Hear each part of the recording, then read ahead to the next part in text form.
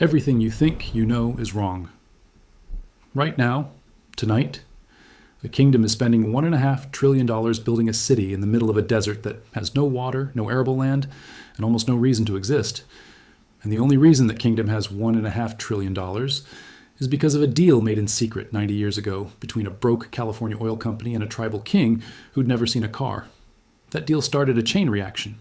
$1 trillion line in the desert. Every crisis you've watched on the news, every war, every refugee, every terrorist attack, every spike at the gas pump, every argument about Israel, every drone strike in Yemen, they all trace back to that one deal. In 1938, here's the thing about the Middle East that nobody tells you. The mess isn't random. It has a logic, a pattern. Once you see it, you can't unsee it. And once you see it, everything that's happening right now, today, makes terrifying sense. So let's go back to the beginning. Chapter 1, the original sin. The first thing you need to know is that almost every border in the Middle East is fake. Not fake as in borders are a social construct. Fake as in two European guys sat in a room, drew lines on a map they barely understood, and said, "That's a country now." In 1916, a British diplomat named Sykes and a French diplomat named Picot divided up the entire Arab Middle East between themselves. They drew those lines without consulting a single Arab. They ignored tribal boundaries. They ignored religious divisions. Sunni, Shia, Kurd, Druze, Alawite, all sliced through and scrambled together. Here's the wild part. We still live with those lines right now, today. Every war in Syria, Iraq, Lebanon, you can trace it back to those two guys in that room. And then, on top of the lines they drew, the oil. It's 1933, the Great Depression. A California oil company called Standard Oil of California, later renamed Aramco, is nearly broke. But their geologists have a crazy theory that the deserts of Saudi Arabia might be sitting on top of one of the largest oil deposits in human history. Problem: Saudi Arabia at this point is run by a deeply religious tribal king named Ibn Saud, who hates foreigners. He's already turned down the British. He's turned down the Dutch. He has zero interest in letting infidels come dig up his holy land. But the Americans had something the British didn't: desperation.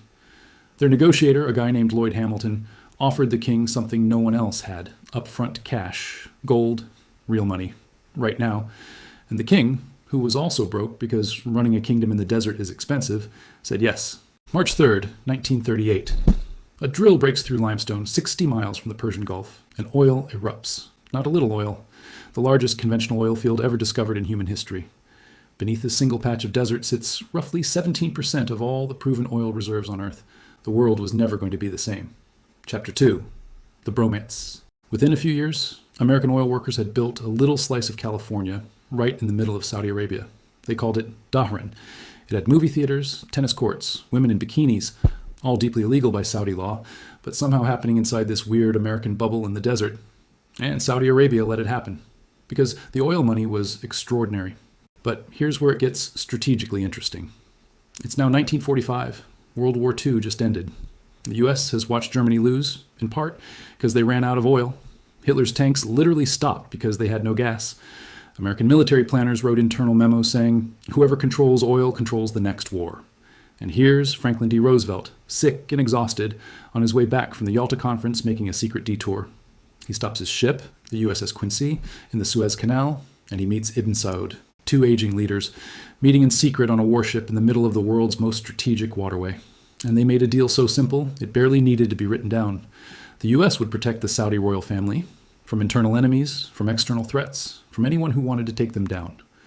In exchange, Saudi Arabia would guarantee a steady flow of oil to the West and price it in US dollars. That's called the Petrodollar System, and it is still running today. It is why the US dollar is the world's reserve currency. It is why America can print money without instantly destroying its economy. Every single time you fill your gas tank, whether you're in Paris or Seoul or Lagos, you're participating in a deal made on a warship in 1945. And it created a problem that would haunt the region for the next 80 years. Chapter 3, the blowback machine. The US had its oil deal, now it needed to protect it. That meant getting involved, deeply involved, in the politics of countries whose people hadn't asked for that involvement. 1953, Iran. The country had just elected a man named Mohammad Mossadegh, democratically, in a real election. And Mossadegh had a simple idea. The oil under Iranian soil should belong to Iranians. He nationalized the British oil company that had been extracting Iranian oil and paying Iran almost nothing for it. The British were furious. They went to the Americans and said, "This man is a communist threat." He wasn't a communist, he was a nationalist. There's a difference. But the Americans didn't ask too many questions. The CIA, working with British intelligence, spent $20 million, roughly $230 million in today's money, organizing a coup.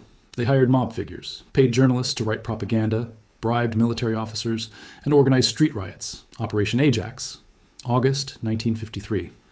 Masada was overthrown. The Americans installed a king, the Shah, who they could control. 26 years later, the Iranian people remembered. And they rose up. And they created a revolutionary government that despised the United States with every fiber of its being. Everything that happened after, the hostage crisis, the nuclear program, the proxy wars in Yemen and Lebanon and Syria, all of it traces back to that coup, to that one decision in 1953. This is the pattern, and it keeps repeating. The U.S. goes into the Middle East, backs a dictator, or overthrows a government, or funds a militia, and 20 years later, the blowback arrives. And then, in the middle of all of this oil money and secret deals and dictators being installed and removed, a construction company owner in Saudi Arabia had a son. His name was Osama. Chapter 4. The son of the contractor. The oil money transformed Saudi Arabia almost overnight, and Osama bin Laden, a construction magnate with 22 wives and 54 children, got rich building the infrastructure of that transformation. His son Osama grew up watching American oil workers drive through the streets of what he considered Holy Land. He watched the Saudi royals grow fat on oil wealth while ordinary Saudis stayed poor. He watched his own government invite the great superpower deeper and deeper into the birthplace of Islam. And he thought, this is wrong. Someone has to fight back. Osama got his chance in Afghanistan. When the Soviet Union invaded in 1979, he showed up with construction equipment, his family's money, and a burning conviction. Now, here's the part the history books often skip over. The CIA loved this. Operation Cyclone, the largest covert operation in CIA history at the time. $3 billion in weapons and funding funneled to the Afghan fighters, the Mujahideen. The logic? Let someone else bleed the Soviets. Let them have their Vietnam and Afghanistan. It worked, brilliantly. The Soviets withdrew in 1989, humiliated. And then the US packed up and left. Didn't rebuild the country, didn't disarm the fighters, just left. Left behind a generation of battle-hardened religious warriors with no jobs, no purpose, and an absolute certainty that God was on their side. One of those warriors was Osama bin Laden. He had beaten a superpower. The most powerful military machine on earth had broken against his faith in the caves of Afghanistan. He came home to Saudi Arabia with a simple conclusion. It worked once. It can work again. Chapter 5. The moment it all broke. Then Saddam Hussein invaded Kuwait, and the Saudis panicked. If Saddam could take Kuwait, what was stopping him from marching straight across the desert into Saudi Arabia? His army was the fourth largest in the world. Saudi Arabia had oil, and Saddam wanted oil. Osama bin Laden had a proposal. He walked into the Saudi royal palace and said, "I have an army of battle-hardened veterans who just defeated the Soviet Union. Give me the money and the permission, and we will protect Saudi Arabia." The Saudis heard him out. Then a Saudi prince looked him in the eye and said, "Osama, there are no caves in Kuwait. You can't fight Saddam's tanks with faith." So instead, the king called someone else. Dick Cheney landed in Riyadh the next day. And within weeks, 500,000 American troops were in Saudi Arabia, the most powerful military force ever assembled in the region. F-117 stealth fighters, Patriot missiles, carrier battle groups in the Gulf. They crushed Saddam in 43 days. And then they didn't leave. The Americans set up bases across Saudi Arabia and then just stayed for years. For Osama bin Laden, the man who had dedicated his entire life to keeping foreign powers out of the Holy Land, this was the ultimate betrayal. His own family had gotten rich building the infrastructure that the Americans now occupied. His own government had invited in the very presence he had sworn to fight. He left Saudi Arabia. He found new bases in Sudan, then Afghanistan. And he spent the next decade planning something that would change the world. You know what happened on September 11th, 2001. What you may not fully understand is that it was, in bin Laden's own words, a direct response to the American military presence in Saudi Arabia. Not a response to American freedom, not to McDonald's or Hollywood, to bases, to troops, on what he considered sacred ground. The blowback machine had delivered. Chapter 6. The lie that cost 1 million lives. Hours after the towers fell, the Secretary of Defense wrote a note. We know this because it was later declassified. The note said, "We need to bomb something else to show that we're big and strong and not going to be pushed around." Not Afghanistan, something else. They chose Iraq, a country that had nothing to do with 9/11. And we know they knew it had nothing to do with 9/11 Because in 2005, a British journalist got his hands on a secret memo, notes from a meeting between the CIA director and the head of British intelligence in the summer of 2002. That memo said, the US had already made the decision to invade Iraq. The intelligence was being fixed around a conclusion already reached.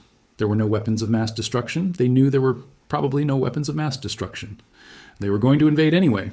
The most respected man in American foreign policy stood before the world and said there was no doubt. Saddam had weapons of mass destruction. He was building nuclear bombs. He had ties to al-Qaeda. Every single one of those claims was a lie, or was based on intelligence that, in the words of their own internal assessment, relied heavily on assumptions and judgments rather than hard evidence. 500,000 Iraqis died. Thousands of American soldiers died, and no weapons were found. Not one. And here's what happened in the power vacuum the US left behind. ISIS.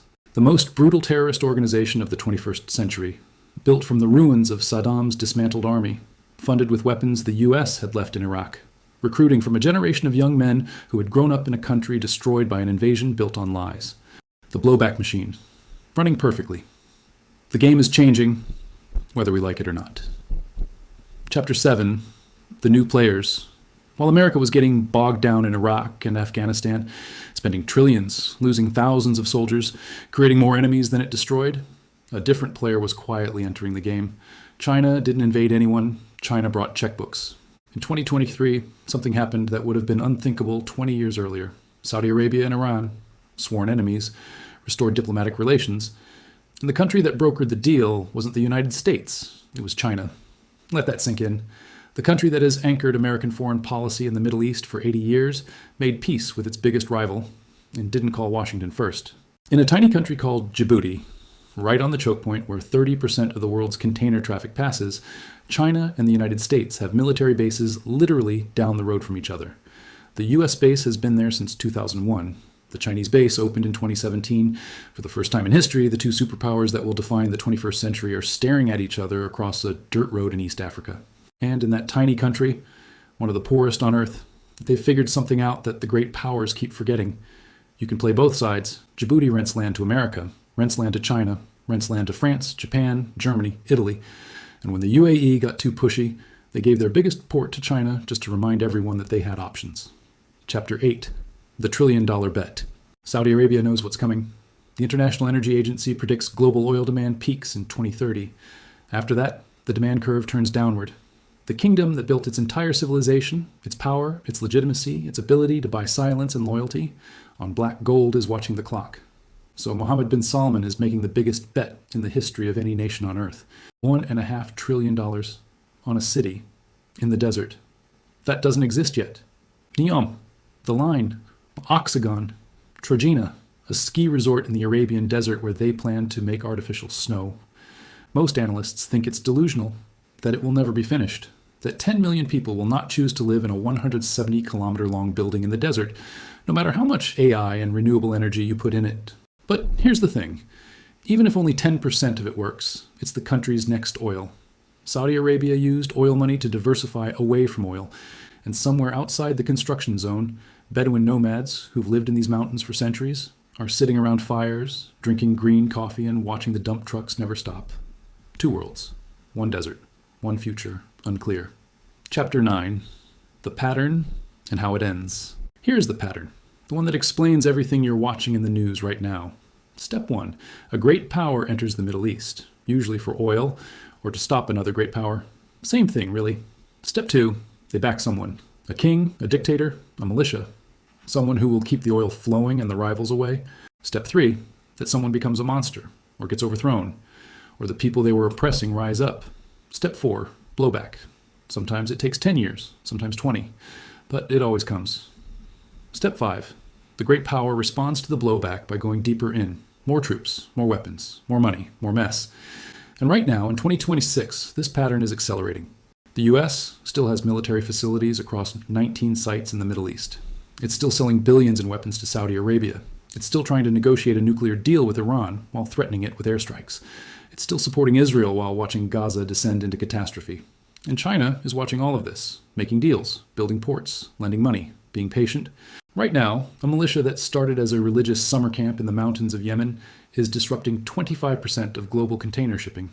The movement from that one choke point, the Bab el-Mandeb, has forced global shipping companies to reroute around Africa, adding 2 weeks to every journey, costing billions. A group of men with Iranian-supplied drones, running on religion and revenge, are bending the global economy. The thing that's hardest to hold on to, in the middle of all this geopolitics and oil and drones and blowback, is that it's people's lives. Bedouin families who've moved with the seasons for thousands of years. Kurdish farmers who just want to keep their land. Iranian students who just want to live freely. Palestinian children who just want to not be afraid. They didn't make any of these deals. They didn't draw any of these lines on maps. They didn't decide to make the internal combustion engine run on oil. Here's what I think is actually happening right now, and why it matters more than any other story in the world. The 80-year order that kept the Middle East, messily, violently, imperfectly, under American oversight, is breaking down. Not because America got weak, but because the world got more complicated. China has options. The Gulf states have options. Even Iran has options now. Russian weapons, Chinese partnerships, BRICS membership. The petrodollar deal that FDR made on that warship in 1945 is fraying. Saudi Arabia has started pricing some oil sales in Chinese yuan. The dollar's dominance isn't collapsing, but it's no longer automatic. And here's the darkest part of the pattern. Every time a great power has competed for control of this region, and I mean every single time, the people who paid the price weren't the generals in Washington, or the diplomats in London, or the oil executives in Houston. It was the people of the region. It was always the people of the region. Maybe this trillion-dollar city in the desert is different. Maybe it's the first time a power in this region is building for itself. Not for an empire, not for a great power, not even for oil. Building for the moment after the oil runs out. Maybe that's what comes next. Not blowback, not intervention, not another coup or another proxy war. Maybe it's a trillion-dollar bet on the future, placed by a people who've finally decided to stop being someone else's chessboard